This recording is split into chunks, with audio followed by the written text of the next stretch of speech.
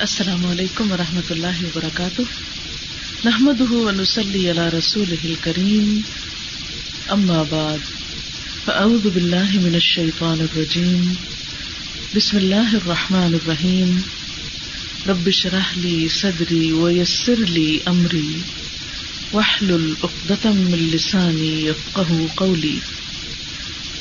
جس طرح انسان کے جسم میں کئی بیماریاں ہوتی ہیں اور وہ اسے ہلاکت تک جا پہنچاتی ہیں، بالکل اسی طرح انسان کے دل کو روحانی طور پر کئی ایسی بیماریاں لگتی ہیں جو بالآخر اسے اخلاقی طور پر اور انجام کے اعتبار سے ہلاکت تک جا پہنچاتی ہیں۔ آپ سب جانتے ہیں کہ اللہ تعالیٰ نے حضرت آدم علیہ السلام کو پیدا کیا، پھر فرشتوں کو حکم دیا کہ ان کو سجدہ کریں۔ اس موقع پر جنات کو بھی حکم ہوا، لیکن ابلیس نے سجدہ کرنے سے انکار کر دیا اور اس نے کیا کہا؟ انا خیر منہ، میں اس سے زیادہ بہتر ہوں۔ حسد کرنے والا دراصل ایک طرح کے تکبر کا شکار ہوتا ہے۔ وہ اپنے آپ کو ہی سب کچھ سمجھتا ہے، اپنے آپ کو بڑی چیز سمجھتا ہے، اور وہ یہ چاہتا ہے کہ وہ ہر لحاظ سے دوسرے سے بہتر اور بڑا نظر آئے۔ لہذا جو ہی وہ دیکھتا ہے کہ کوئی بڑائی، کوئی اچھائی، کوئی نعمت کسی دوسرے کی طرف منتقل ہونے لگی ہے تو یہ چیز اس کو پسند نہیں آتی اور وہ تکلیف کا شکار ہو جاتا ہے۔ یہ تکلیف اس کے دل میں اٹھتی ہے اور بالآخر پھر زبان پر بھی آتی ہے، اور بسا اوقات عمل کے ذریعے بھی وہ اس شخص کو نقصان پہنچانے کی کوشش کرتا ہے جس سے وہ حسد کرتا ہے، اور اس طرح انسانوں کے باہم تعلقات خراب ہوتے ہیں، خاندانوں کے اندر، معاشرے کے اندر فتنہ اور فساد ہوتا ہے، اور خوشگوار تعلقات کا خاتمہ ہو کر انسان طرح طرح کی نفسیاتی بیماریوں کا، مشکلات کا شکار ہو جاتے ہیں۔ حضرت آدم علیہ السلام کی زمین پر آنے کے بعد اللہ تعالیٰ نے ان کو اولاد عطا کی۔ ان کی اولاد میں 2 بیٹے حابیل اور قابیل۔ ان دونوں کے درمیان بھی جو جھگڑا ہوا اس کی بنیاد بھی حسد تھی۔ ان دونوں نے ایک قربانی کی تھی جس کا ذکر سورۃ المائدہ کی آیت نمبر 27 میں آتا ہے، اذ قربا قربانا فتقبل من احدهما ولم يتقبل من الآخر قال لأقتلنك قال انما يتقبل الله من المتقين۔ جب ان دونوں نے قربانی کی تو ان میں سے ایک کی قربانی قبول کر لی گئی اور دوسرے کی قربانی قبول نہ کی گئی۔ اس نے کہا میں تجھے مار ڈالوں گا، یعنی تیری قربانی قبول ہو گئی، مجھ سے یہ برداشت نہیں ہوتا، میں تو تجھے ختم ہی کر دوں گا۔ اس نے جواب دیا، اللہ تو متقی لوگوں کی نظر قبول کرتا ہے، اگر تو مجھے قتل کرنے کے لیے ہاتھ اٹھائے گا تو میں تجھے قتل کرنے کے لیے ہاتھ نہ اٹھاؤں گا۔ گویا اس قتل کا سبب بھی بنیادی طور پر وہ حسد تھا جو ایک بھائی کو دوسرے بھائی سے ہوا۔ پھر اسی طرح ہم دیکھتے ہیں کہ حضرت یوسف علیہ السلام اپنے بھائیوں کے حسد کا نشانہ بنے تھے، جس کے نتیجے میں انہیں کنویں میں پھینکا گیا، اور پھر اس کے بعد انہوں نے اپنے اس گناہ کو چھپانے کے لیے طرح طرح کے جھوٹ بھی بولے اور ظلم کا ایک لامتناہی سلسلہ چل پڑا۔ تو آئیے دیکھتے ہیں کہ حسد کی ڈیفینیشن کیا ہے۔ حسد کس کو کہتے ہیں؟ حسد کہتے ہیں کسی صاحب نعمت سے اس کی نعمت کے زائل ہونے کی تمنا کرنا، یعنی کوئی بھی شخص جس کے پاس کوئی نعمت ہے، کوئی خوبی ہے، اللہ کا کوئی فضل ہے، انعام ہے، کوئی نعمت ہے، تو اس کو برداشت نہ کر سکنا اور یہ چاہنا کہ یہ نعمت یا یہ خوبی اس شخص سے ختم ہو کر رہ جائے، یعنی کوئی بھی طریقہ ہو تو دوسرے شخص کو وہ نعمت نہ ملے، یا مل چکی ہے تو وہ اس سے ختم ہو جائے، اور اگر ختم نہیں ہوتی تو پھر آگے بڑھ کر حاسد خود اسے ختم کرنے کے لیے تدبیریں کرنے لگتا ہے۔ حسد کس سے کیا جاتا ہے؟ گویا دوسرے لفظوں میں ہر صاحب نعمت سے کیا جاتا ہے۔ آپ صلی اللہ علیہ وسلم نے فرمایا، اپنے ارادوں کی تکمیل میں رازداری سے کام لیا کرو، کیونکہ ہر صاحب نعمت حسد کیا جاتا ہے۔ کل ذی نعمت محسود، یعنی جس کے پاس بھی کوئی نعمت ہوگی کوئی نہ کوئی اس کا حاسد ضرور پیدا ہو جائے گا۔ نعمتوں میں مثال کے طور پر مال، اولاد، دنیا میں ملنے والا کوئی عہدہ، رتبہ، مرتبہ، وغیرہ وغیرہ، یعنی کوئی بھی چیز جو نعمت میں آتی ہو.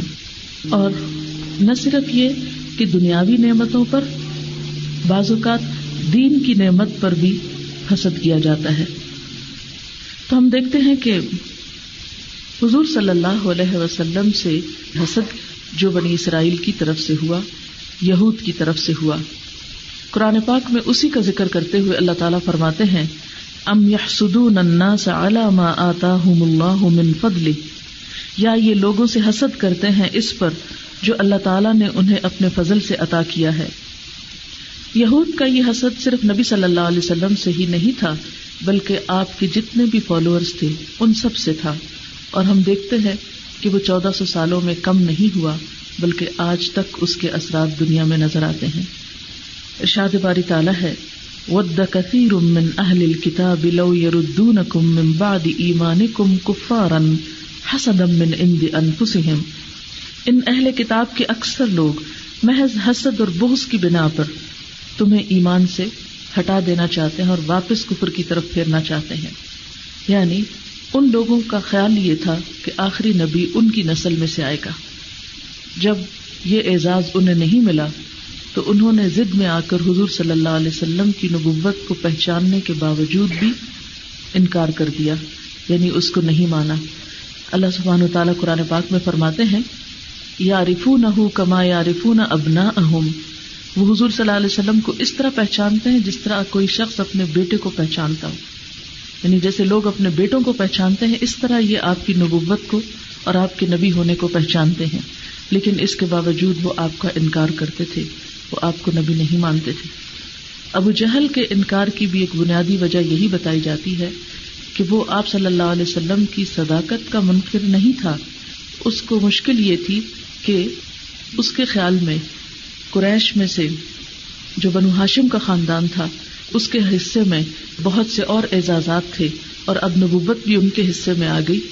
ان کے خاندان کو چونکہ یہ اعزاز نہیں ملا، اس وجہ سے وہ آپ کو جاننے کے باوجود اور آپ کی نبوت کا دل سے قائل ہونے کے باوجود صرف ضد اور حسد کی بنا پر آپ پر ایمان نہیں رکھتا تھا. جب کوئی بھی شخص حسد کا شکار ہو جاتا ہے تو سب سے بڑی مشکل اس کو یہ ہوتی ہے کہ وہ حق کے قبول کرنے اور کسی چیز کے اعتراف سے محروم ہو جاتا ہے، اور یہ انکار خود اس کے اپنے لیے نقصان دہ ہوتا ہے. حضرت زکریا علیہ السلام کی ایک روایت آتی ہے، کہتے ہیں کہ اللہ تعالیٰ نے فرمایا حاسد میری نعمت کا دشمن ہے اور میرے فیصلے پر غصہ کرتا ہے، اور جو کچھ میں نے اپنے بندوں کے درمیان تقسیم کر دیا ہے وہ اس سے خوش نہیں. یعنی حاسد کا عمل اللہ تعالیٰ کو کیوں ناپسند ہے؟ کیونکہ حاسد اللہ کی تقسیم پہ راضی نہیں. کسی بھی شخص کو کسی نعمت کا ملنا کیا ہے؟ دراصل اللہ تعالیٰ کا فیصلہ ہے. مثلاً اگر کسی کو شکل و صورت اچھی ملی ہے تو اس میں اس شخص کا اپنا ذاتی کمال تو نہیں کہ آپ اس سے حسد کریں، وہ تو اللہ تعالیٰ نے اس کی ایسی شکل بنائی. اسی طرح اگر کسی کو اللہ نے اولاد سے نوازا ہے تو یہ بھی اللہ تعالیٰ کی ایک نعمت ہے، اور اسی طرح باقی نعمتوں کا بھی حال ہے. تو جو شخص حسد کرتا ہے وہ دراصل اللہ تعالیٰ سے ناراضگی کا اظہار کرتا ہے اور اللہ کے فیصلے پر راضی نہیں ہوتا، لہٰذا یہ گناہ پھر ایک کبیرہ گناہ بن جاتا ہے. اب یہ کہ ہم حسد کو کیسے پہچان سکتے ہیں؟ یعنی ابھی تک تو ہو سکتا ہے ہم سوچتے ہوں کہ فلاں شخص مجھ سے یا فلاں سے حسد کرتا ہے، لیکن مسئلہ اس وقت تک حل نہیں ہوگا جب تک ہم اپنے اندر کا جائزہ نہیں لیں گے اور خود کو نہیں پہچانیں گے کہ کہیں یہ بیماری ہم کو تو نہیں لگی ہوئی، کہیں کسی طرح ہم تو اس کا شکار نہیں، کیونکہ یہ کبیرہ گناہ بھی ہے اور ہمارے اپنے لیے انتہائی نقصان دہ بھی ہے. ہر انسان کے اندر کسی نہ کسی درجے پر تھوڑی یا زیادہ وقتی طور پر یا مستقل طور پر یہ بیماری ضرور لگتی ہے یا اس کا غبار اور اثر ضرور آتا ہے. اس لیے جو ہی ایسی چیز آئے دل میں تو اس کو عمل میں لانے سے پہلے اس کا خاتمہ کر دینا چاہیے، اس کا علاج کر لینا چاہیے. یعنی حسد ایک تو دل میں ہوتا ہے اور پھر وہ بعد میں عمل میں ڈھل جاتا ہے اور انسان اس کے مطابق کارروائی کرنا شروع کر دیتا ہے، ایکشن لینے لگتا ہے. تو اس سے پہلے کہ ہم اس کے پریشر میں آ کر کوئی ایکشن لیں اور کسی غلط طرف چلیں، اس کو وہیں سے ہی دور کر دینا چاہیے. اپنے آپ کو پہچاننے کے لیے اپنے آپ سے ایک سوال کیجیے کہ جب بھی میں کسی کے پاس کوئی اچھی چیز دیکھتی ہوں تو میرے دل کا حال کیا ہوتا ہے. کیا میں دل سے اس پر خوش ہوتی ہوں یا میرے دل میں کوئی کڑھن یا جلن یا گھٹن ہوتی ہے کہ یہ چیز اس کو کیوں مل گئی. عام طور پر جو لوگ غیر متعلقہ ہوتے ہیں ان کے پاس نعمتیں دیکھ کر عموماً ایک رشک کی سی کیفیت ہوتی ہے، کاش ہمارے پاس بھی ہوتا. لیکن حسد عموماً قریب ترین لوگوں سے کیا جاتا ہے، اپنے برابر کے لوگوں سے کیا جاتا ہے، یا اپنے رشتہ داروں سے یا میل جول کے لوگوں سے جن کے ساتھ انسان کے قریبی تعلقات ہوتے ہیں. چونکہ انسان کو انہی کے درمیان رہنا ہوتا ہے، انہی کے ساتھ اس کی گزر بسر ہوتی ہے، اس لیے جب انسان اس بیماری کا شکار ہوتا ہے تو عموماً پھر اپنے آپ کو مشکل میں ڈال لیتا ہے. لہذا خود کو خود جج کریں کہ جب کسی کے پاس نعمت ہو کسی بھی طرح کی، دین کی یا دنیا کی، مال کی یا اولاد کی یا کوئی بھی، تو اس کو دیکھ کر، اور خاص طور پر وہ نعمت اگر آپ کے اپنے پاس نہ ہو تو پھر آپ کے دل کا حال کیا ہوتا ہے. اسی لیے ہمیں کیا حکم دیا گیا ہے کہ جب بھی ہم کسی صاحب نعمت کے پاس نعمت دیکھیں تو ہم اس کو اس پر مبارکباد دیں. بارک اللہ لکا، اللہ تمہیں اس میں برکت دے، اور اس پر اس کے لیے دعا گو ہوں. ہمارے ہاں یہ جو رواج ہے نا کسی کی خوشی پہ مبارک دینے کا، یہ بھی دراصل حسد کے ازالے کا ایک طریقہ ہے.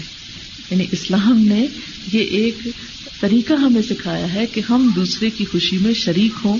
اور اس موقع پر عام طور پر آپ دیکھیں جیسے کوئی بچہ پیدا ہوتا ہے یا کوئی شادی ہوتی ہے یا کوئی نیا گھر بناتا ہے یا کوئی بھی دنیا کی نعمت آتی تو عموماً کیا کیا جاتا ہے، جا کر مبارک دیتے ہیں اور کوئی تحفہ وغیرہ ساتھ لے کر جاتے ہیں.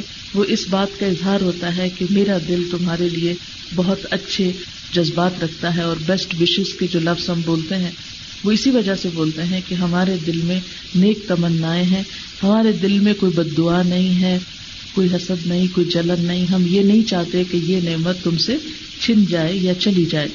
پھر اسی طرح یہ ہے کہ اندر سے خود کو خود پہچان سکتے ہیں.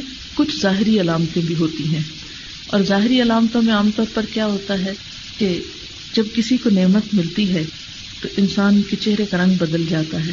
یعنی جو خوش نہیں ہوتا اس کی مسکراہٹ پھیکی ہو جاتی ہے. یعنی وہ جبرن یا زبردستی تو مسکراتا ہے لیکن اس مسکراہٹ میں کوئی خوبصورتی نہیں ہوتی، کوئی کشش نہیں ہوتی، اور وہ دل سے نہیں ہوتی. اس لیے اگر انسان کسی کے اندر یہ کیفیت محسوس کرے کہ اس کے اندر ایسا محسوس ہو رہا ہو تو اس کو درگزر کرے، معاف کر دے. لیکن اگر اپنے اندر ایسی چیز محسوس ہو رہی ہو تو پھر اپنے آپ کو اسپیئر نہ کرے، چھوڑے نہیں جب تک کہ اپنا علاج نہ کر لے. انشاءاللہ آگے میں علاج کے کچھ طریقے بتاؤں گی. پھر اسی طرح یہ ہے کہ حاسد کے اندر کچھ اور اخلاقی خرابیاں بھی نظر آتی ہیں. مثلاً یہ کہ حاسد لوگ عموماً اپنے منہ میاں مٹھو بنے رہتے ہیں، اپنی تعریفیں بہت کرتے ہیں، کیونکہ تکبر کی پیداوار ہے نا، انہوں نے خود کو منوانا ہوتا ہے. لہذا ہر جگہ اپنی کوئی تعریف کریں گے، اپنا کوئی کارنامہ بتائیں گے، اپنی کوئی خوبی جتائیں گے تاکہ لوگ ان کی بڑائی کو مان لیں. دراصل ایسا کرنا ایک اندر کا کمپلیکس شو کرتا ہے.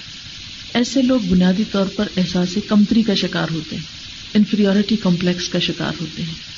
وہ اس کو دور کرنے کے لیے مصنوعی طور پر تصنع کے ساتھ بڑا بن کر دکھانے کی کوشش کرتے ہیں. پھر اسی طرح یعنی ڈومیننٹ رویہ اختیار کرتے ہیں، اپنی بات منوا کے چھوڑتے ہیں، ہر بحث میں جیتنا چاہتے ہیں، اپنی آرگیومنٹ کو اوپر رکھنا چاہتے ہیں. پھر اسی طرح وہ دوسروں کی تعریف سن نہیں سکتے. ان کی عادت یہ ہوتی ہے کہ جب وہ کسی مجلس میں کسی کی بھی تعریف ہو رہی ہو تو وہ اس کا کوئی نہ کوئی عیب چن کے ضرور بتا دیں گے. یعنی وہ کسی اور کو اوپر نہیں ہونے دیں گے. یعنی مثلاً اگر کسی کی اچھے ہنر کی یا سلیقے کی تعریف ہو رہی ہے تو وہ کہیں گے ہاں میرا بھی ایک تجربہ ہے، میں نے فلاں چیز دیکھی. اس کا کیا مطلب ہے کہ ایسا شخص پر غیبت کا شکار بھی ہو جاتا ہے. اور بعض اوقات جب غیبت سے تسلی نہیں ہوتی تو بہتان تراشی کا بھی شکار ہو جاتا ہے. یعنی اگر کوئی سچی بات اس میں خرابی کی نہیں ملتی تو بعض اوقات جھوٹی بات کہیں سے تراش لیتا ہے، اور اس طرح وہ بہتان اور ساتھ جھوٹ بھی اس میں شامل ہو جاتا ہے. تو اس سے آپ اندازہ لگائیں کہ ایک خرابی جو ہے وہ ایک چین بن گئی بہت سی خرابیوں کا.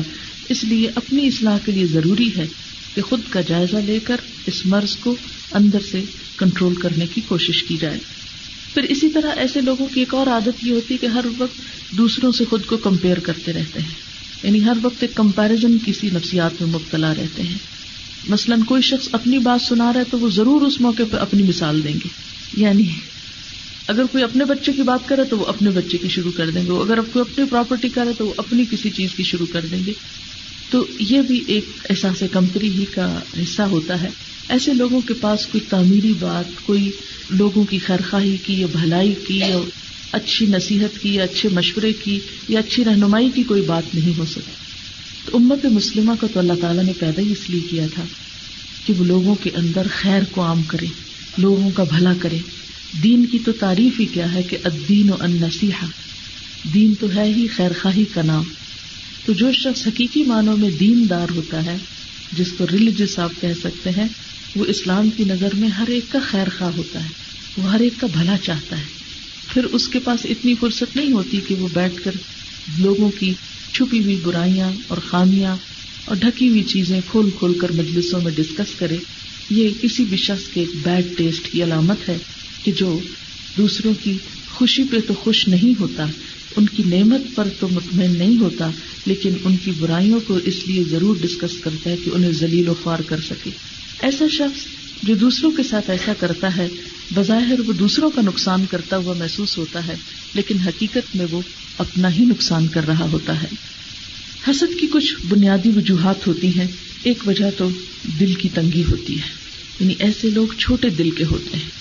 اب دیکھیں نا کہ جب چھوٹا گلاس ہوتا ہے تو اس سے پانی بہت تھوڑا آئے گا. اسی طرح جن لوگوں کے دل چھوٹے ہوتے ہیں ان کے دل میں اتنی گنجائش نہیں ہوتی کہ وہ اپنے سوا کسی اور کی خوشی کو بھی خوشی مانے یا کسی اور کی بڑائی کو ایکسپٹ کر لیں یا کسی اور کی نعمت کا بھی اعتراف کر لیں.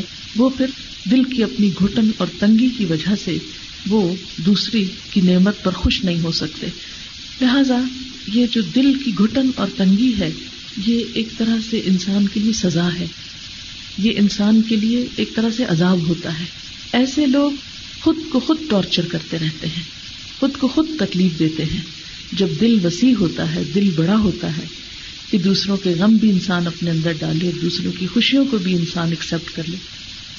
تو جو لوگ خود کو ٹارچر دیتے رہتے ہیں وہ خوش اس میں ہوتے ہیں جب دوسرے کو بھی ٹارچر ہو. جو خود مطمئن نہیں ہوتے، کنٹینٹ نہیں ہوتے، پھر وہ دوسروں کو بھی خوش نہیں دیکھ سکتے. لہذا ان کی کوشش نوئنگلی یا ان نوئنگلی، کانشیسلی یا انکانشیسلی یہ ہوتی ہے کہ وہ دوسروں کو بھی کسی طرح تکلیف دیں.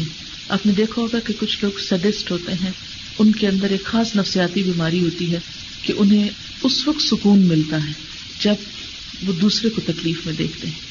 یعنی یا تو یہ ہے کہ آپ دوسرے کی خوشی پہ خوش، جب آپ دوسرے کی خوشی پہ خوش نہیں ہوتے تو پھر آپ ایک نیگیٹو انسان ہوتے ہیں.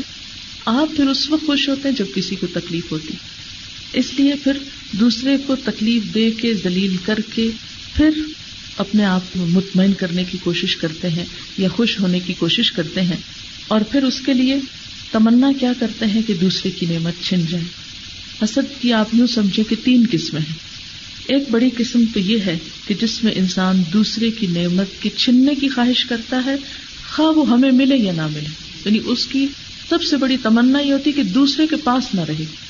بس آپ نے دیکھا ہوگا کہ چھوٹے بچے، ایک بچہ ہوتا ہے دوسرا پیدا ہو جاتا ہے، جب وہ چھوٹے بچے کو ماں گود میں لیتی ہے تو جو بڑا بچہ ہوتا ہے عموماً کھیل رہا ہوتا ہے، جب وہ دیکھتا ہے کہ ماں نے چھوٹے کو اٹھایا تو آ کے وہ دھکا دیتا ہے، بس اس کو نہ اٹھاؤ. وہ یہ نہیں چاہتا کہ مجھے اٹھاؤ، وہ کہتے بس اس کو نہیں اٹھاؤ، یعنی اس کو یہ ماں نہیں ملے، مجھے ضرورت ہے یا نہیں ہے.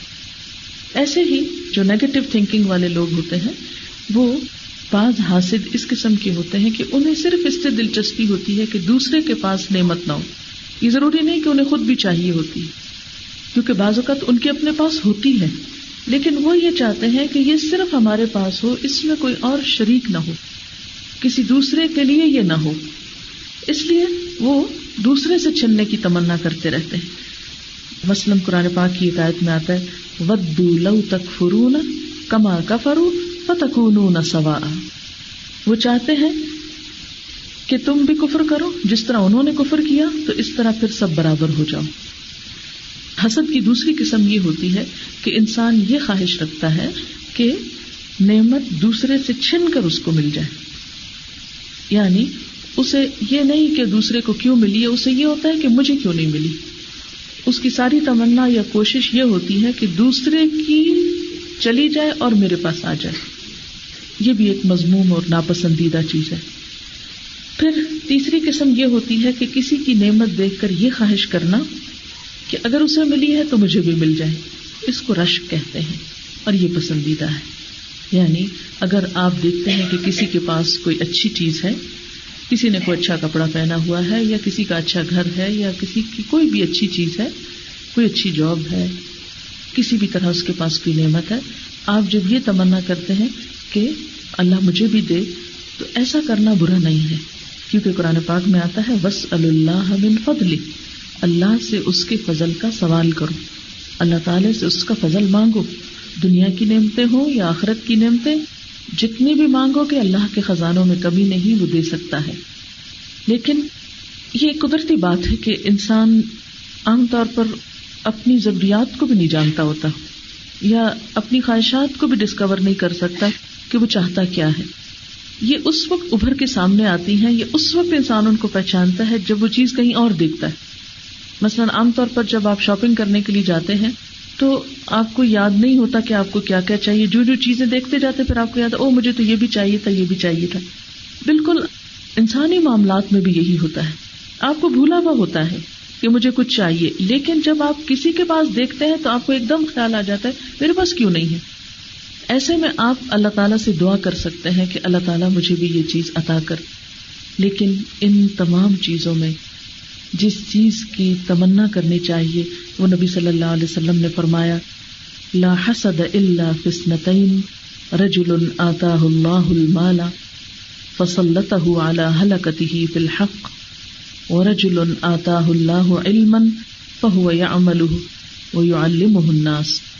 آپ نے فرمایا کہ حسد جائز نہیں ہے، یہ رشک کے معنوں میں ہے، مگر دو لوگوں کے ساتھ یعنی دو لوگوں کی نعمت دیکھ کر آپ تمنا کر سکتے ہیں کہ اللہ یہ ہمیں بھی دے، اور اس کے لیے خاص طور پر دعا کرنی چاہیے.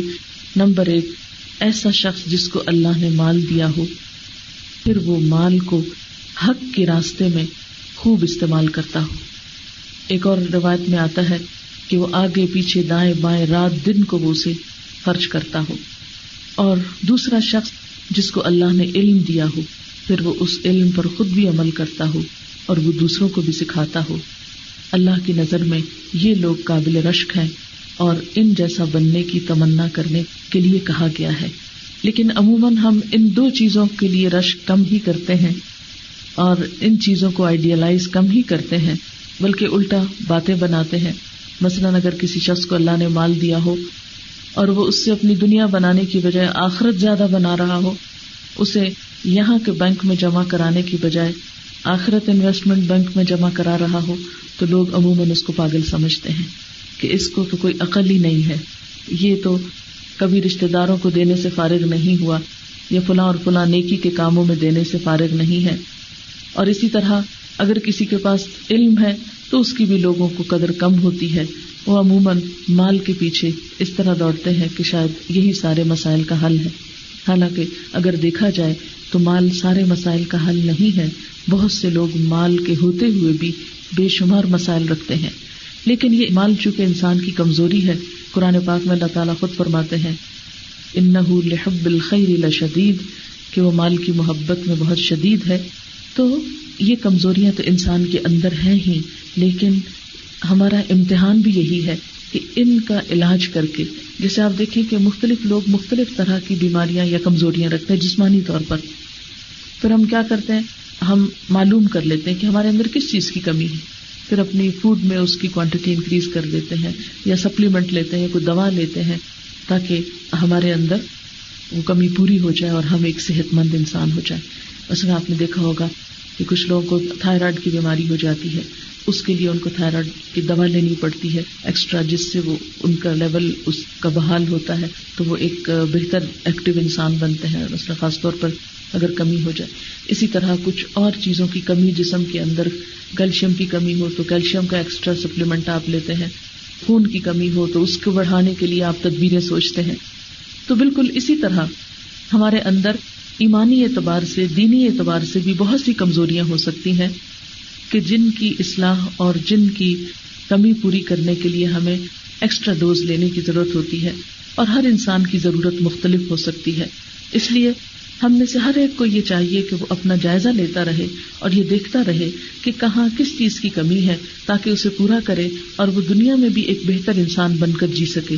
یاد رکھیے کہ ہمارا دین جو ہے وہ اس لیے آیا ہے کہ ہمیں دنیا میں بھی ایک پرسکون، مطمئن اور اچھا انسان بننے کا طریقہ سکھائے، اور دنیا میں جیسے ہم ہوں گے پھر آخرت اس کا دوسرا حصہ ہے. آخرت کو آپ یوں سمجھ سکتے ہیں جیسے یہ ایک کاغذ ہے، اس کاغذ کے اس حصے کو آپ دنیا سے تشبیہ دے سکتے ہیں. جو کچھ آپ اس وقت کر رہے ہیں یا جو کچھ یہاں لکھا ہوا ہے، قیامت کے دن جب یہ ورقہ پلٹا جائے گا تو یہی اس کی دوسری طرف نظر آئے گا، کچھ اور نہیں ہوگا.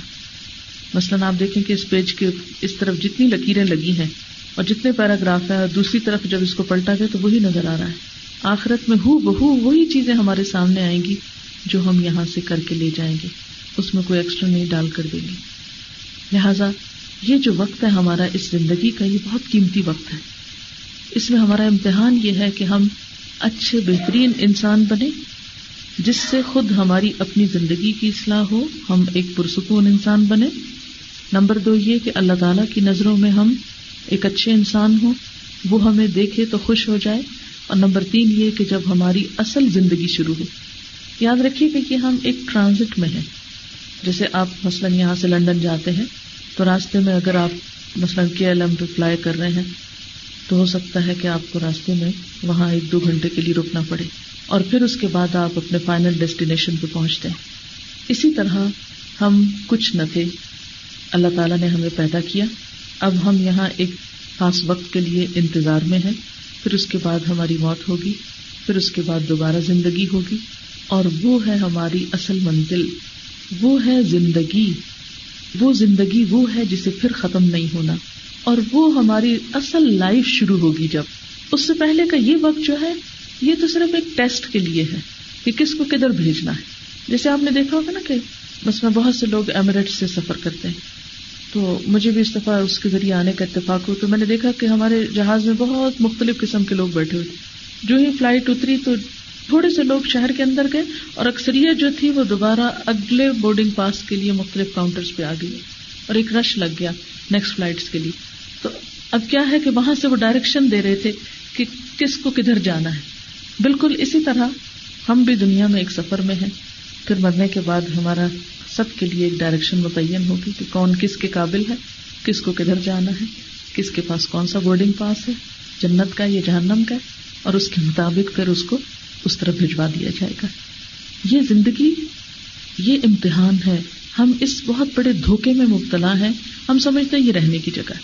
ہمارے سارے غم اور خوشیاں اس سے لگے ہوئے ہیں، ہماری ساری محنت اور کوشش صرف اس کے لیے ہے. ہم یہ بھول جاتے ہیں کہ ہم کل کے لیے ہیں، آج کے لیے نہیں، کل کے لیے ہیں. اصل زندگی کیا ہے؟ وَإِنَّ الدَّارَ الْآخِرَةَ لَهِيَ الْحَيَوَانُ. آخرت کا گھر جو ہے اصل میں وہ زندہ رہنے کی جگہ ہے، وہ ہے اصل گھر. اور جب تک ہماری یہ سوچ نہیں درست ہوگی اس وقت تک ہمارے اعمال درست نہیں ہو سکتے، اور ہم اپنی اصلاح کی فکر نہیں کر سکتے، اور بسا اوقات اپنے ہی غلط کاموں کے ذریعے اپنے عمل کو ضائع کرتے رہتے ہیں. اب میں ایک تھوڑی سی بات اس پر کروں گی کہ حسد کا نقصان کیا ہے. یعنی اگر ہم حسد کی اصلاح نہیں کرتے اپنی تو اس کا نقصان کیا ہے. آپ نے وہ مشہور حدیث سنی ہوگی، سب سے پہلا نقصان تو یہ ہے کہ انسان کی نیکیاں ختم ہونے لگتی ہیں. یعنی حسد نیکیوں کو اس طرح کھا جاتا ہے جیسے سوکھی لکڑیوں کو آگ کھاتی ہے. یعنی جس انسان کو حسد کی بیماری لگ جاتی ہے پھر وہ اپنی ہی کی ہوئی محنت سے نیکیوں کو جلا کے رکھ دیتا ہے. پھر اسی طرح نیکیاں جلنے کے علاوہ انسانی تعلقات کبھی بھی درست نہیں ہو سکتے جہاں حسد کی بیماری ہو، جہاں ایک مقابلے بازی کی کیفیت ہو. آپس میں جینے کا جو حسن ہے، مثلا شوہر اور بیوی کے درمیان تعلقات جو ہیں، یا ساس بہو کے درمیان، یا بہن بھائیوں کے درمیان، یا اور جتنے بھی رشتے ہیں، یہ ان کا جو حسن ہے وہ باہم اعتماد پر ہے. اور کس بات کا اعتماد؟ کہ ہم ایک دوسرے کے لیے اچھے جذبات رکھتے ہیں. لیکن اگر ایک بھی یہ محسوس کرے کہ دوسرا مجھ سے حسد کرتا ہے اور دوسرا میری نعمت کے چھننے کی تمنا کرتا ہے تو پھر آپ جواب میں کبھی بھی اس کے لیے اچھے جذبات رکھ نہیں سکتے، اور اس طرح زندگی جہنم بن کے رہ جاتی ہے. پھر اسی طرح آپ نے دیکھا ہوگا کہ بہت سے لوگ جلنے کوڑنے کی بیماری کی وجہ سے خود مزید بیماریوں کا شکار ہو جاتے ہیں. اب بہت سے لوگ ایسی ایسی بیماریوں کا شکار ہیں، ڈاکٹرز کے پاس جاتے ہیں، سارے کے سارے ٹیسٹ کراتے ہیں، کچھ بھی نہیں نکلتا. وہ کہتے ہیں آپ کو کچھ نہیں، بس آپ سوچتے بہت ہیں. تو کبھی سوچا دیکھ ہم کیا سوچتے ہیں؟ کبھی اس کا نام ڈپریشن رکھ لیا، کبھی کوئی رکھ لیا، لیکن بیسیکلی آپ کیا سوچتے ہیں؟ ایسی ہی تو نیگیٹو تھنکنگ سوچتے ہیں کہ جس کی وجہ سے ہم خوش نہیں رہتے. اچھی بلی نعمتیں ہونے کے باوجود بھی ہم ایک انجانی بیماری کا شکار ہیں، اور وہ بیماریاں دراصل ہماری روحانی بیماریاں ہوتی ہیں جن کو دنیا کے جو مشینیں ہیں ٹیسٹ کی اس میں ہم نہیں دیکھ سکتے. پھر اسی طرح ہم دیکھتے ہیں کہ انسان جو حاسد ہوتا ہے مسکرانے کی صفت سے عاری ہو جاتا ہے، کیونکہ اس کے دل میں خوشی نہیں ہوتی نا، تو وہ چہرے پہ آتی ہی نہیں. اور آپ دیکھیں کہ دنیا میں کوئی چہرہ جو مسکراتا ہو وہ ہو نہیں سکتا کہ خوبصورت نہ لگے یا اسے کوئی ناپسند کرے. یعنی ہر مسکراتا چہرہ جو ہے وہ دوسرے کے لیے ایک خوشی کا پیغام لاتا ہے. جو شخص حاسد ہوتا ہے وہ اپنی اس خوش اخلاقی اور خوشی سے محروم ہو جاتا ہے. پھر آپ دیکھیں گے کہ ایسے لوگوں کی گفتگو میں طنز، تانے، ٹانٹ بہت ہوتی ہے، جو ٹانٹ کے تیر سے ہر وقت دوسروں کو زخمی کرتے رہتے. وہ جس سے بھی بات کریں گے ایک اگریسو وے میں بات کریں گے، اور اس اگریشن کی وجہ سے وہ دوسروں کے لیے مستقل طور پر ایک اذیت کا سبب بنتے ہیں. پھر وہ اذیت دیتے ہیں دوسرے کو، ان کو خود پتہ نہیں ہوتا، پھر خود ہی رونے بیٹھ جاتے ہیں کہ ہم سے کوئی اچھا سلوک نہیں کرتا. حالانکہ وہ بھول جاتے ہیں کہ وہ خود ہی ایسی کچھ حرکتیں کر رہے ہیں کہ جس کی وجہ سے کوئی بھی ان کو پاس رکھنا یا ان کے پاس رہنا پسند نہیں کرتا. پھر اسی طرح آپ دیکھیں کہ یہ جو ایک ٹیم ورک ہوتا ہے، خواہ وہ گھر کے اندر ہو یا کسی انسٹیٹیوٹ کے اندر ہو. یعنی میں نے زیادہ تر کنسنٹریشن اپنی اس ٹاپک میں خاندانی زندگی رکھی ہے، لیکن یہ حسد جو ہے صرف خاندانوں میں نہیں ہوتا، جاب پلیس پہ بہت حسد ہوتا ہے. ایک دوسرے کی لیگ پولنگ ہوتی ہے، ایک دوسرے کو آگے نہیں نکلنے دیا جاتا. بزنس میں حسد، ایک جیسا بزنس کرنے والے ایک دوسرے سے حسد کرتے رہتے ہیں، ساتھ ساتھ دکانیں رکھنے والے ایک دوسرے سے حسد کرتے رہتے ہیں. جتنی دفعہ بھی ہم ایک نیگیٹو خیال سوچتے ہیں اس کا ہمارے دل کے اوپر اثر ہوتا ہے. آپ دیکھیں کہ دل کی بیماریاں کتنی بڑھتی چلی جا رہی ہیں، کتنا اسٹریس بڑھتا چلا جا رہا ہے. یہ اسٹریس نام کی کیا چیز ہے؟ یہ بھی تو اسی وجہ سے ہے نا کہ ہمارے اندر وہ خوشی نہیں رہی اور ایک نیگیٹو تھنکنگ ہے ہمارے اندر، جس کی وجہ سے ہم بہت سی چیزیں ہونے کے باوجود بھی ان کو انجوائے نہیں کر سکتے، وہ خوشی نہیں پا سکتے، کیونکہ ہم ایک اور ہی کڑھن اور جلن میں مبتلا ہیں.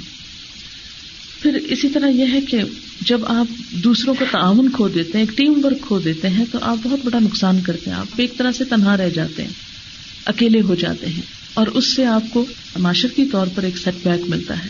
پھر اسی طرح یہ ہے کہ جس سے آپ حسد کرتے ہیں بعض اوقات اس کو تو کوئی نقصان نہیں ہوتا یا اس کو پتہ بھی نہیں ہوتا، لیکن اس سے پہلے خود آپ کا دل میلا یا کالا ہو چکا ہوتا ہے، آپ غم کی اور دکھ کی کیفیت سے گزر چکے ہوتے ہیں.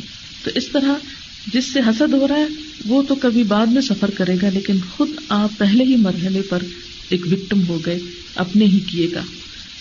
پھر اسی طرح بہت سی اور اخلاقی برائیاں، بد اخلاقی وغیرہ جو ہے یہ اسی کے نتیجے میں سامنے آتی ہے. پھر ایسے لوگ دوسرے کو عزت احترام نہیں دے سکتے تو خود بھی نہیں پا سکتے. آپ صلی اللہ علیہ وسلم نے فرمایا، الترغیب والترہیب کی روایت ہے، لا یجتمع فی جوف عبد الایمان والحسد، کسی بندے کے دل میں ایمان اور حسد ساتھ ساتھ نہیں جمع ہو سکتا. یعنی جب حسد آتا ہے تو وہ ایمان کو بھی کھانے لگتا ہے، یعنی انسان کے ایمان کو بھی کمزور کر دیتا ہے.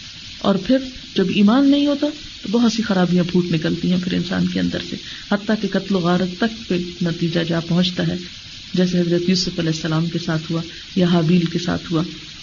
اسی طرح خونی رشتوں کی بے حرمتی ہوتی، قطع رحمی ہو جاتی ہے. اور آپ کو معلوم ہے کہ نبی صلی اللہ علیہ وسلم نے فرمایا کہ جس قوم کے اندر قطع رحمی ہوتی اس پر اللہ کی رحمت نازل نہیں ہوتی. ایک اور جگہ پر آتا ہے، لا يدخل الجنۃ قاطع رحم، رحم یا رشتہ داریوں کو کاٹنے والا جنت میں داخل نہ ہو سکے گا. یعنی بعض اوقات بھائی بھائی سے کٹ جاتا ہے، بہن بہن سے کٹ جاتی ہے، کیونکہ اس قسم کی بیماریاں جو ہے وہ انسان کو لگی ہوتی ہیں. نیکیوں کی بربادی ہوتی ہے. آپ نے فرمایا، ایاکم والحسد فإن الحسد یأکل الحسنات کما تأکل النار الحطب. یہ ابو داؤد کی روایت ہے کہ خبردار حسد سے بچنا، کیونکہ حسد نیکیوں کو اس طرح کھا جاتا ہے جیسے آگ لکڑیوں کو کھا جاتی ہے. اور آپ خود سوچیں کہ ایک نیکی جو ہے وہ کرنا کتنا مشکل ہوتا ہے. ایک نماز ہی کو دیکھ لیں کہ اس کو پڑھنا کتنا مشکل کام ہے. انسان وضو کرتا ہے، اپنے کام کاج چھوڑتا ہے، نیند آرام چھوڑتا ہے، محنت کرتا ہے، پھر جا کر ایک عبادت ہوتی ہے، اور اس کے بعد انسان اٹھ کے کسی سے حسد شروع کر دے اور وہ ساری نماز کا صفایا ہو جائے. تو اس انسان نے کیا پایا، کیا حاصل کیا؟ پھر اسی طرح یہ ہے کہ اس سے دین کی خرابی ہے. نبی صلی اللہ علیہ وسلم نے فرمایا دب الیکم داء الامم قبلکم الحسد والبغضاء هي الحالقة لا اقول تحلق الشعر ولكن تحلق الدين. تمہاری طرف پچھلی قوموں کی بیماریاں حسد اور بغض سرایت کر آئیں گی جو مونڈ ڈالیں گی، جو بالکل جیسے سر کو شیو کرتے ہیں نا، اسی طرح سر کو مونڈنے کے لیے لفظ استعمال ہوتا ہے کہ ہی الحالقہ، وہ تو مونڈ ڈالیں گی. میں یہ نہیں کہتا کہ بالوں کو مونڈ دینے والی ہیں، بلکہ یہ تو دین کو مونڈ دینے والی ہیں. یعنی وہاں دین رہ ہی نہیں سکتا جہاں حسد آ جاتا ہے. یعنی جن لوگوں کے اندر یہ چیز آتی ہے ان کے تو پھر دین کا صفایا ہو جاتا ہے. عملی طور پر بھی نیکیاں کھائی جاتی ہیں اور ویسے بھی نیکی کا کوئی کام کرنے کے لیے پھر دماغ خالی نہیں ہوتا. پھر اسی طرح شیخ سعدی فرماتے ہیں کہ میں مدرسہ نظامیہ میں پڑھتا تھا. ایک شاگرد مجھ سے حسد کرتا تھا. میں نے اپنے استاد سے شکایت کی کہ جب بھی میں حدیث بیان کرتا ہوں تو میرا فلاں ساتھی مجھ سے حسد کرتا ہے. استاد نے کہا تمہارے ساتھی نے حسد کر کے اگر اپنے لیے جہنم کا ایک دروازہ کھولا تو تم نے چغلی کر کے اپنے لیے جہنم کا دوسرا دروازہ کھول لیا. ظاہر ہے کہ اس کے بعد بدگمانی شروع ہو جاتی ہے. ایاکم والظن فإن الظن اکذب الحدیث. پتہ نہیں وہ کرتا ہے یا نہیں کرتا، لیکن وہ انسان کو ایک وہم لاحق ہو گیا. پھر اس کے بعد جا کے شکایتوں کا دروازہ کھل گیا تو انسان کی نیکیاں بھی برباد ہوئی.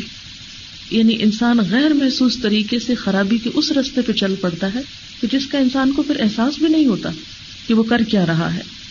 پھر اسی طرح یہ ہے کہ آپ صلی اللہ علیہ وسلم نے یہ بھی فرمایا 2 بھوکے بھیڑیے بکریوں کو اتنا نقصان نہیں پہنچا سکتے جس قدر مال کی حرص اور حسد مسلمانوں کے دین کو برباد کرنے والا ہے.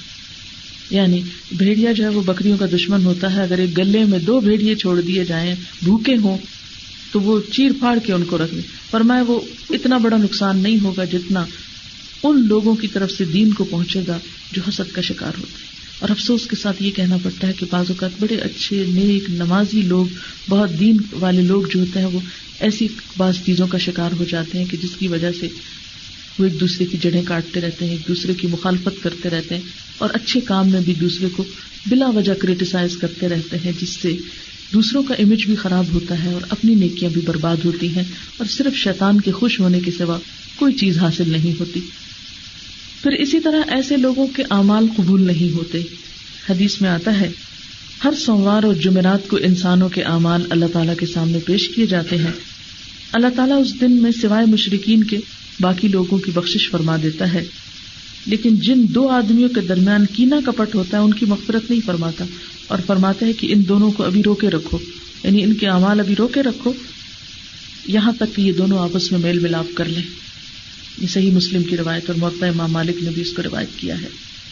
پھر اسی طرح یہ کہ یہ منافقت کی بھی علامت ہے، کیونکہ انسان اندر سے کچھ اور باہر سے کچھ. بعض لوگ کیا ہوتا ہے کہ اندر سے جل کوڑ رہے ہوتے ہیں، دانت پیس رہے ہوتے ہیں اور اوپر سے تعریف اور خوشامد کر رہے ہوتے ہیں.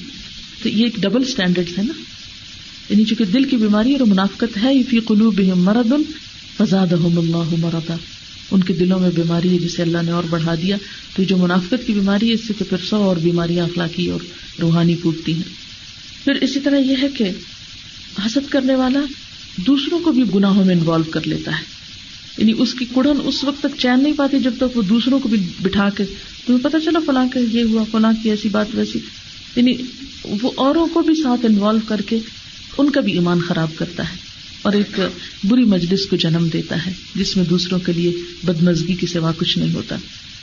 پھر اسی طرح یہ ہے کہ حسد سے بچا کیسے جائے، یعنی انسان کیا کرے کہ وہ حسد کی بیماری سے نجات پائے. نبی صلی اللہ علیہ وسلم نے اخلاقی برائیوں سے بچنے کی تلقین کرتے ہوئے فرمایا ایاکم والظن فإن الظن اکذب الحدیث ولا تحسسوا ولا تجسسوا ولا تنافسوا ولا تحاسدوا ولا تباغضوا ولا تدابروا وكونوا عباد اللہ اخوانا. ایاکم والظن، لوگو گمان کرنے سے بچو. فإن الظن اکذب الحدیث، کیونکہ گمان سب سے جھوٹی بات ہے.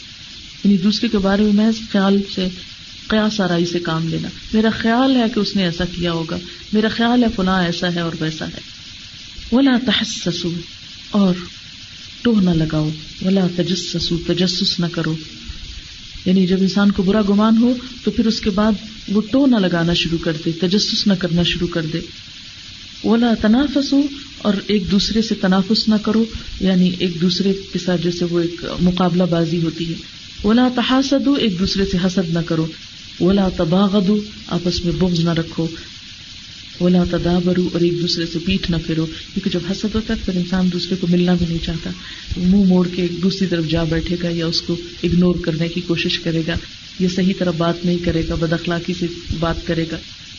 نبی صلی اللہ علیہ وسلم نے فرمایا لوگ اس وقت تک بھلائی پر رہیں گے جب تک کہ وہ ایک دوسرے سے حسد نہ کریں گے، یعنی لوگوں کے اندر خیر اور بھلائی ہی رہے گی. پھر یہ ہے کہ جب بھی انسان کسی خرابی سے بچنا چاہے تو سب سے پہلے اس کے لیے نیت اور پکا ارادہ چاہیے. یعنی جب تک ہم اپنے ساتھ خود سچے نہیں، جب تک ہم اپنا علاج خود نہیں چاہتے، جب تک ہم اپنی شفا خود نہیں چاہتے، اس وقت تک کوئی ہمارے لیے کیا کر سکتا ہے؟ کیونکہ یہ جو دل کی بیماری ہے ان کو تو آپ خود ہی ڈائگنوز کریں گے، کوئی تو آپ کو آ کے نہیں بتائے گا کہ تم اس بیماری کا شکار ہو. لہٰذا نیت کے ساتھ پھر دوسری چیز یہ ہے کہ اللہ تعالیٰ سے دعا کریں کہ اللہ تعالیٰ یہ ہمارے دل سے بیماری نکال دے. اس کے لیے ہمیں دعا بھی سکھائی گئی ہے، ربنا اغفر لنا ولإخواننا الذین سبقونا بالایمان ولا تجعل فی قلوبنا غلا للذین آمنوا ربنا انک رؤوف رحیم. اے ہمارے پروردگار ہمیں بخش دے اور ہمارے ان بھائیوں کو بھی جو ہم سے پہلے ایمان لا چکے، یعنی جو نیکی میں سبقت کر چکے، اور ایمان والوں کی طرف سے ہمارے دل میں کینہ اور دشمنی نہ ڈال. یعنی جو بھی تیرے محبوب بندے ہیں ہمارے دل میں ان کے لیے کوئی برے خیالات نہ ہوں. اے ہمارے رب بے شک تو شفقت اور مہربانی کرنے والا ہے. تو انشاءاللہ تعالیٰ جب آپ دوسرے اپنے مسلمان بہن بھائیوں کے لیے دعا کریں گے اور ان کے لیے برکت کی دعا کریں گے تو انشاءاللہ تعالیٰ اس سے بھی فائدہ ہوگا. حضرت انس روایت کرتے ہیں کہ نبی صلی اللہ علیہ وسلم نے فرمایا یا بنی ان قدرت ان تصبح وتمسی لیس فی قلبک غش لأحد فافعل. حضرت انس حضور صلی اللہ علیہ وسلم کے خادم تھے، 10 سال کے تھے تو ان کی والدہ ہاتھ پکڑ کر لے آئی اور کہنے لگی اے اللہ کے رسول صلی اللہ علیہ وسلم میرا یہ بیٹا لکھنا جانتا ہے، یہ آپ کی خدمت کرے گا. اور پھر جب تک حضور صلی اللہ علیہ وسلم زندہ رہے وہ آپ کے ساتھ رہے. اور وہ روایت کرتے ہیں کہ آپ صلی اللہ علیہ وسلم نے مجھے کبھی کسی بات پہ ڈانٹا نہیں اور کبھی یہ نہیں کہا کہ یہ کیوں نہیں کیا اور یہ کیوں کیا. بہرحال بہت ہی اچھا معاملہ تھا حضرت انس کے ساتھ حضور صلی اللہ علیہ وسلم کا. تو آپ ان کی تربیت بھی کرتے تھے. فرمایا کہ اے میرے بیٹے اگر تم اس بات پہ قادر ہو کہ صبح اور شام اس طریقے پر کرو کہ تمہارے دل میں کسی کے لیے کوئی کینہ نہ ہو تو تم ایسا ہی کرو. گویا صبح و شام احتساب کرنے کی ضرورت ہے. یعنی ہر روز جب انسان سوئے تو دیکھے کہ اس کے دل میں کسی کے لیے کوئی برا تو نہیں، اور اگر ہے تو اپنے آپ کو انالیسس کرے، دعا مانگے اور پرسکون نیند سوئے، کیونکہ حاسد پرسکون نیند نہیں سو سکتا. جب آپ اٹھتے ہیں تو ہوتا ہی ہے کہ جس کے ساتھ آپ کی کوئی کھٹ پٹ ہوتی ہے تو آنکھ کھلتے ہی پہلا خیال اس چیز کا آتا ہے، یعنی وہ انسان کے ذہن پہ غالب ہوتی ہے. تو اس وقت انسان پھر دن کے آغاز میں اللہ تعالیٰ سے توبہ استغفار کر کے اپنی اصلاح کی کوشش کرے. پھر یہ ہے کہ انسان اس بات کو سوچے کہ حسد کو چھوڑنے سے مجھے کیا ملے گا. یاد رکھیں کہ اس کی قیمت جنت ہے. جب آپ اپنے اندر سے یہ چیز نکالیں گے تو انشاءاللہ تعالیٰ جنت کی راحتیں پائیں گے. قرآن پاک میں جنت والوں کی صفت بتائی جاتی ہے وَنَزَعْنَا مَا فِي صُدُورِهِم مِّن غِلٍّ إِخْوَانًا عَلَى سُرُرٍ مُتَقَابِلِينَ. ان کے دلوں میں جو رنجش اور کینہ تھا ہم سب کچھ نکال دیں گے، وہ بھائی بھائی بنے ہوئے ایک دوسرے کے سامنے تختوں پر بیٹھے ہوں گے. یعنی جنت کی خوبی اور حسن یہ ہے کہ وہاں کے رہنے والوں کے دل میں ایک دوسرے کے لیے کوئی میل نہ ہوگا. ایک اور آیت میں آتا ہے وَنَزَعْنَا مَا فِي صُدُورِهِم مِّن غِلٍّ تَجْرِي مِن تَحْتِهِمُ الْأَنْهَارُ. اور جو کچھ ان کے دلوں میں کوئی کینہ وغیرہ تھا اس کو ہم دور کر دیں گے اور ان کے نیچے نہریں جاری ہو رہی ہوں گی. اور آپ کو معلوم ہے کہ یہ کیسے ہوگا کہ جنت میں کوئی جا نہیں سکے گا جب تک اس کا دل صاف نہ ہو جائے. اس کو جنت سے پہلے ایک پل ہے اس پر روکا جائے گا اور ان کے دلوں کو دھو دیا جائے گا. پھر اس کے بعد ان کے لیے جنت کے دروازے کھلیں گے اور وہ اندر جائیں گے. تاریخ میں آتا ہے کہ بئر معونہ کے واقعے کے بعد عمرو بن امیہ نے غلطی سے 2 آدمیوں کو دشمن سمجھ کر ہلاک کر دیا، حالانکہ وہ معاہد تھے، انہیں قتل نہیں کیا جا سکتا تھا. خبر سن کر آپ کو خود بہت دکھ ہوا، لیکن یہ ہے کہ اب ان کی دیت ادا کرنا تھی. تو میثاق مدینہ کی روح سے دیت میں یہود بھی شریک تھے. آپ صلی اللہ علیہ وسلم چند صحابہ کو لے کر بنو نذیر کے پاس گئے. انہوں نے آپ کو مکان کے صحن میں بٹھا دیا، آپ دیوار سے ٹیک لگا کر بیٹھ گئے اور باہر آ کر آپ کے قتل کے مشورے کرنے لگے. اور ایک یہودی کہنے لگا کون ہے جو مکان کی چھت سے جا کر چکی کا ایک پارٹ آپ پر گرائے کہ آپ یہیں پر ہی ختم ہو جائیں. تو آپ کو بذریعہ وحی اس برے ارادے کی خبر دے دی گئی اور آپ وہاں سے اٹھ گئے اور مسجد کی طرف روانہ ہو گئے، اور صحابہ کو بھی آپ نے راستے میں یہود کے اس برے ارادے سے مطلع کیا، اور اسی وجہ سے پھر بنو نذیر کو جلا وطن کر دیا گیا تھا. پھر اسی طرح ہم دیکھتے ہیں کہ خیبر کی فتح ہونے کے بعد جو مرحب سردار تھا وہاں کا، اس کی بیٹی نے آپ کو دعوت پہ بلایا اور کہا کہ کون سا گوشت پسند ہے آپ کو، یہ تک معلوم کر لیا. پھر اس کے اندر زہر ملا کے آپ کو کھلایا. جب پتہ چل گیا تو کہنے لگے کہ ہمیں یہ معلوم تھا کہ اگر آپ سچے نبی ہوئے تو آپ پر زہر اثر نہیں کرے گا، لیکن یہ کہ ایک اور صحابی تھے جن کا نام بشر بن برا تھا، انہوں نے اس کو کھا لیا اور ان کی وہاں پر 2 دن کے بعد وفات ہو گئی. پھر اسی طرح یہ ہے کہ یہود نے آپ پر جادو کیا تھا اور جادو کے ذریعے آپ کو نقصان پہنچانے کی کوشش کی تھی، جس کا واقعہ ہم احادیث کی کتابوں میں دیکھتے ہیں. تو حسد کے نتائج میں کیا ہوتا ہے؟ قتل ہوتا ہے، دوسرے کو مختلف طریقے سے نقصان پہنچانا ہو سکتا ہے. اگر اللہ کے رسول صلی اللہ علیہ وسلم جیسے نیک انسان کے ساتھ جو معصوم تھے لوگوں نے، اور وہ بھی کون تھے؟ وہ بھی اپنے وقت کے اپنے آپ کو مسلمان ہی سمجھ اہل کتاب تھے. یہ تو پھر آپ کے انکار کی وجہ سے پھر وہ کافر ہوئے، ورنہ اس سے پہلے تو اپنے جو دین یا شریعت تھی اس کے مطابق وہ اس وقت مسلمان تھے. پھر حضرت یوسف علیہ السلام کے ساتھ ان کے بھائیوں نے، یعنی اپنے ہی بھائی باپ کے طرف سے انہوں نے کس طرح آپ کو نقصان پہنچانے کی کوشش کی. تو دنیا میں ایسے واقعات ہوتے رہتے ہیں. یہ نہیں کہ ضرور کوئی شخص برا ہی ہو تو لوگ اس کے ساتھ برائی کرتے ہیں. بسا اوقات آپ برائی نہ بھی کریں تو بھی لوگ آپ کی اچھائی کو بھی برائی کے رنگ میں لے کر آپ کو نقصان پہنچانے کی کوشش کریں گے. ایسے میں اللہ پر توکل کریں، اللہ سے دعا مانگیں، اپنی زبان کو بند رکھیں اور اپنی طرف سے لوگوں کی طرف سے دل صاف رکھیں. اگر کوئی اور آ کر کہنے کی اور برگلانے کی کوشش بھی کرے تو بھی ان کی ہدایت کی دعا مانگ کر صبر سے کام لیں. کیوں؟ اس لیے کہ حاسد کا تو منصوبہ ہی یہ ہوتا ہے، حاسد کی تو چال ہی یہ ہوتی ہے کہ وہ آپ کو ایسے کاموں میں الجھا کر آپ کو اپنی زندگی کے مقصد سے غافل کر دے. یعنی آپ اگر زندگی میں کوئی تعمیری اور پازیٹیو کام کرنا چاہتے ہیں تو وہ آپ کو کرنے نہیں دیں گے. ایسے میں انسان خاموشی اختیار کرتے ہوئے اپنا کام کرتا چلا جائے اور دوسرے کی باتوں کو اگنور کر دے. اب جو شخص اپنے آپ کو حسد کی بیماری سے بچا لے گا اس کی کیا فضیلت ہے اور اللہ تعالیٰ کے نزدیک اس کا کیا اجر و ثواب ہے. حضرت انس بن مالک فرماتے ہیں کہ ہم لوگ نبی صلی اللہ علیہ وسلم کے پاس بیٹھے ہوئے تھے. آپ نے فرمایا ابھی ایک جنتی آدمی تمہارے سامنے آنے والا ہے. تھوڑی دیر کے بعد ایک انصاری صحابی سعد بن مالک تشریف لائے جن کے ہاتھ میں جوتی پکڑی ہوئی تھی اور ان کے چہرے سے وضو کا پانی جو تھا وہ ٹپک رہا تھا. دوسرے دن پھر آپ نے فرمایا کہ ابھی تمہارے سامنے ایک جنتی آدمی آنے والا ہے. دیکھا تو پھر وہی آ رہے ہیں. تیسرے دن پھر آپ نے فرمایا کہ ابھی تمہارے پاس ایک جنتی آدمی آئے گا، اور پھر دیکھا تو تیسرے دن پھر وہی آ رہے ہیں. لوگوں کو بہت تجسس ہوا کہ ان کا عمل کیا ہے کہ جس کی وجہ سے آپ نے ان کے جنتی ہونے کی بشارت دی ہے دنیا میں. کچھ صحابہ تھے نا جن کو دنیا میں جنت کی بشارت ملی تھی. لہٰذا ہم دیکھتے ہیں کہ حضرت عبداللہ بن عمر ان کے پیچھے گئے اور کہا کہ میں 3 دن آپ کے پاس رہنا چاہتا ہوں، مجھے اپنے پاس ٹھہرنے کی جگہ دیں حتیٰ کہ 3 راتیں گزر جائیں. سعد بن مالک نے اجازت دی. عبداللہ بن عمر 3 دن ان کے گھر ٹھہرے اور ان کے حالات اور عبادات پہ اچھی طرح غور کرتے رہے کہ یہ سارا دن کیا کرتے ہیں. اللہ کے رسول صلی اللہ علیہ وسلم نے ان کو جنتی کہا ہے. دن کو بھی دیکھتے، رات کو بھی دیکھتے کہ رات میں کتنی نماز پڑھتے ہیں. عبداللہ بن عمر نے انہیں بہت زیادہ عبادت کرتے ہوئے نہیں دیکھا سوائے اس کے کہ نیند کھلتی اور کروٹ بدلتے تو سبحان اللہ، الحمدللہ، اللہ اکبر کہتے. یعنی رات کو سوتے وقت بھی کروٹ بدلتے ہوئے اللہ کا ذکر کرتے تھے. آخر شب میں مسجد میں داخل ہو کر 12 رکعت نماز پڑھتے، یعنی تہجد کی، نہ بہت لمبی ہوتی نہ چھوٹی ہوتی.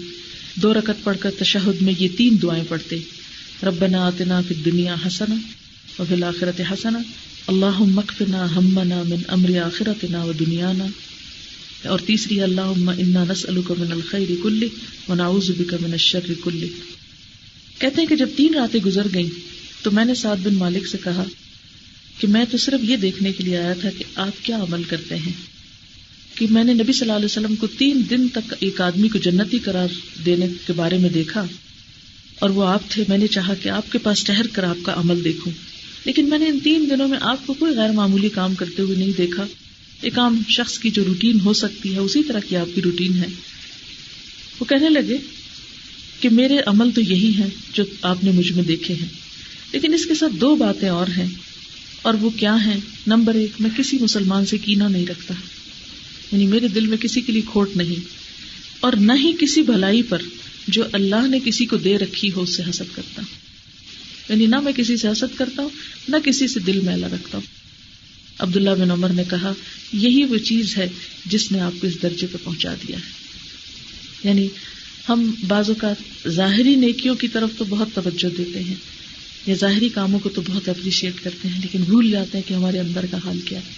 صفائی ستھرائی پاکیزگی ہم میں سے ہر ایک کو بہت پسند ہے، لیکن وہ صرف ظاہر کی حد تک ہوتی ہے کہ ہمارے کپڑوں پہ سلوٹ نہ ہو، کپڑوں کا شیپ جو ہے وہ خراب نہ ہو، کوئی دھاگا نہ لٹکتا ہو، کوئی ادھڑا ہوا نہ ہو، چہرے پہ کوئی ایکسٹرا بال نہ ہو، یعنی کہیں سے کنگھی ہماری خراب نہ ہو۔ لیکن اندر کتنے بال ہیں، اندر کتنی نجاستیں بھری ہوئی ہیں، کتنے کھوٹ کپٹ کینے بوس حسد رکھے ہوئے، اس کی فکر نہیں کرتے۔ اصل طہارت اور خوبصورتی اور صفائی صرف ظاہر کی نہیں ہوتی جب تک کہ اندر کی نہ ہو جائے، اور اندر کی صرف آپ خود کر سکتے ہیں۔ باہر کی تو ہم لوگوں کے ڈر سے کرتے رہتے ہیں، کوئی کیا کہے گا، وہ کیا کہے گا، وہ کیا کہے گا، لیکن اندر کس نے دیکھنا ہے اس لیے فکر ہی نہیں کرتے۔ جیسے بہت سے لوگ گھر کے اندر کے حصے کی صفائی نہیں کریں گے، ڈرائنگ روم وغیرہ بہت سارا لوگوں نے دیکھنا ہے۔ تو اس لیے ہم اگر لوگوں سے ڈرتے ہیں تو اللہ سے کیوں نہیں ڈرتے؟ لوگوں کی حیا ہے تو اللہ کی کیوں نہیں، جو ہمارے دلوں کے اندر تک دیکھتا ہے، وہ چیزیں دیکھتا ہے جس کو ہم خود بھی نوٹس نہیں کرتے۔ حضرت عبداللہ بن عمر رضی اللہ تعالیٰ عنہ فرماتے ہیں کہ پوچھا گیا کہ اے اللہ کے رسول صلی اللہ علیہ وسلم سب سے بہتر کون ہے؟ آپ نے فرمایا ہر مخموم القلب اور سچی زبان والا۔ لوگوں نے کہا یہ سچی زبان والے کو تو ہم جانتے ہیں، لیکن یہ مخموم القلب کیا ہے؟ آپ نے فرمایا پرہیزگار، صاف ستھرا، ایسا شخص جس میں نہ گناہ ہو، نہ ظلم ہو، نہ کینہ ہو، نہ حسد ہو، یعنی ایسا شخص اللہ تعالیٰ کا محبوب بندہ ہوتا ہے۔ اور وہ کہتے ہیں نا کہ ان اللہ لا ينظر الى صورکم واموالکم ولکن ينظر الى قلوبکم واعمالکم۔ اللہ تمہاری صورتیں اور تمہارے مال نہیں دیکھتا، وہ تمہارے دل اور تمہارے اعمال کو دیکھتا ہے۔ حضرت ابو ذر رضی اللہ تعالیٰ عنہ روایت کرتے ہیں کہ نبی صلی اللہ علیہ وسلم نے فرمایا وہ شخص فلاح کو پہنچ گیا، یعنی کامیاب ہو گیا، جس نے اپنے دل کو ایمان کے لیے خالص کر لیا اور اپنے دل کو صاف کر لیا، اور جس کی زبان سچی ہے اور نفس مطمئن، اور اپنی طبیعت کو حسن خلق کے سانچے میں ڈھال لیا۔ ایسا شخص اس کو عرش الہی کا سایہ نصیب ہوگا۔ روایات میں آتا ہے حضرت موسیٰ علیہ السلام نے ایک شخص کو عرش الہی کے سائے میں دیکھا تو اس کے مرتبے کو دیکھ کر ان کے دل میں رشک آیا کہ یہ مرتبہ اگر مجھے ملتا تو کتنا اچھا تھا۔ انہوں نے اللہ تعالیٰ سے اس کا نام پوچھا، اللہ تعالیٰ نے فرمایا کہ اس کے نام سے کیا غرض، میں اس کے کام بتا دیتا ہوں جس کی وجہ سے وہ اس مقام پر ہے۔ یہ شخص 3 کام کیا کرتا تھا۔ نمبر 1 لوگوں پر اللہ کے انعام دیکھ کر حسد نہ کرتا، نمبر 2 اپنے ماں باپ کی نافرمانی نہ کرتا، اور نمبر 3 کہ لوگوں کی چغلی ایک سے لے کے دوسرے سے نہ کرتا۔ یہ اخلاق جس کے اندر پیدا ہو جائیں وہی دراصل کامیاب ہے اور وہی اللہ کے قریب ہونے کا مستحق ہے۔ اصل میں حاسد کی جو سائیکی ہے وہ یہ ہے کہ اللہ کی تقسیم پہ راضی نہیں ہے، وہ اللہ کے فیصلوں پہ راضی نہیں ہے، جبکہ ایمان کا حصہ ہے تقدیر پر ایمان، یعنی ایمان مکمل نہیں ہوتا جب تک تقدیر پر ایمان نہ۔ اور تقدیر پر ایمان میں کیا چیز آتی ہے کہ اللہ تعالیٰ کے جو فیصلے ہیں ہمارے بارے میں یا لوگوں کے بارے میں ان کے اوپر راضی ہونا، اگر ہم سے بڑھ کر کسی کو کچھ ملا ہے یا ہماری زندگی میں کوئی کمی ہو گئی ہے تو اس کو ایکسپٹ کر لینا۔ نبی صلی اللہ علیہ وسلم جب ہر رات بستر پر لیٹتے تھے تو دونوں ہاتھوں کو دعا مانگنے کی طرح ملا کر قل هو اللہ احد، قل اعوذ برب الفلق اور قل اعوذ برب الناس پوری صورتیں پڑھ کر ہاتھوں پر دم کر کے پہلے سر پر، پھر بدن کے اگلے حصے پر، پھر بدن کے باقی حصے پر، جہاں جہاں ہاتھ جاتا پھیر لیا کرتے۔ یہ عمل آپ 3 بار کرتے تھے، یعنی خود کو خود دم کرنا۔ یہ روز کی روز جو انسان کو روحانی تکلیفیں یا جو بھی سمجھے نظر وزر تو سب اس سے رات کو اتارا ہو جاتا ہے۔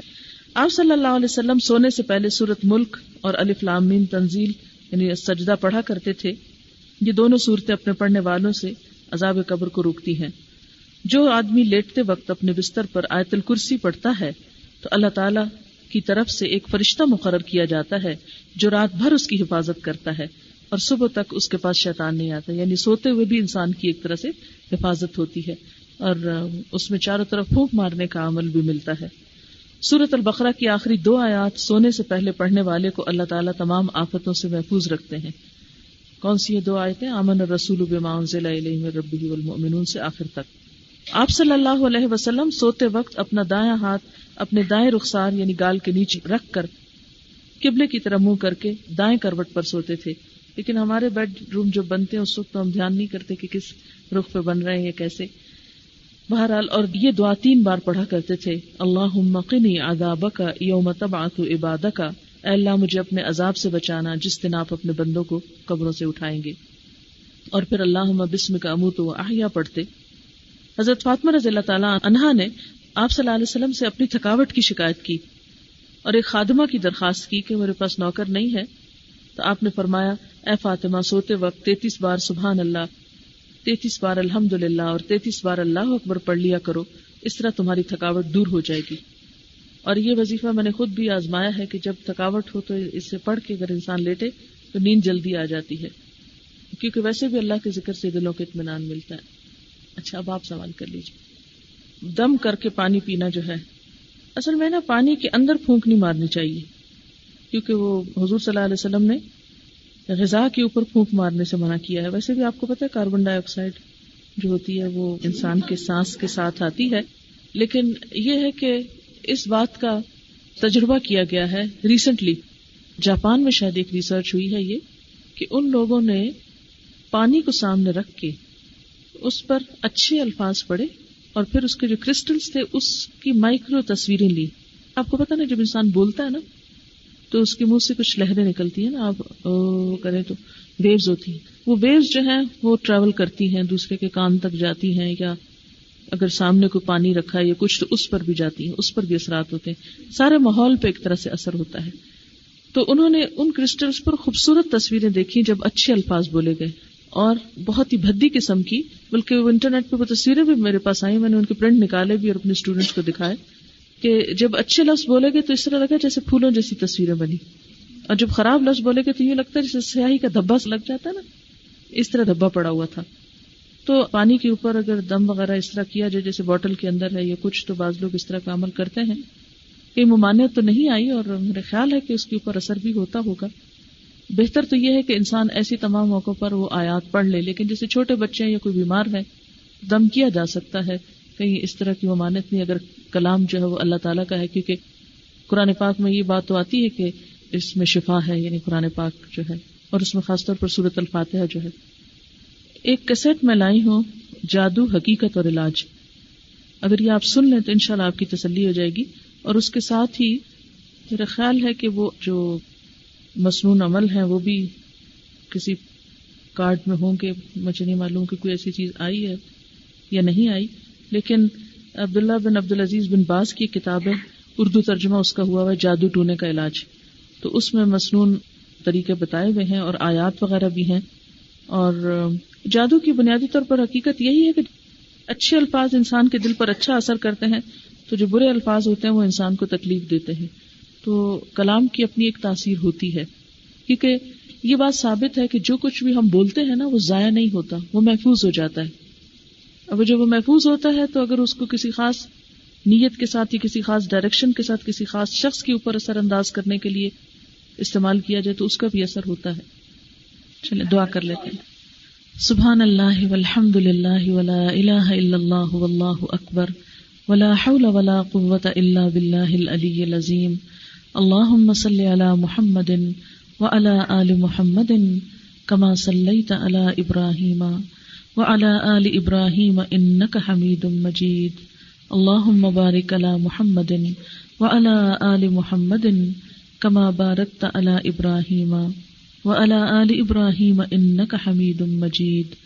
ربنا آتنا فی الدنیا حسنۃ وفی الآخرۃ حسنۃ وقنا عذاب النار۔ ربنا لا تزغ قلوبنا بعد اذ هديتنا وهب لنا من لدنك رحمة انك انت الوهاب۔ ربنا هب لنا من ازواجنا وذرياتنا قرة اعين واجعلنا للمتقين اماما۔ یا حی یا قیوم برحمتک نستغیث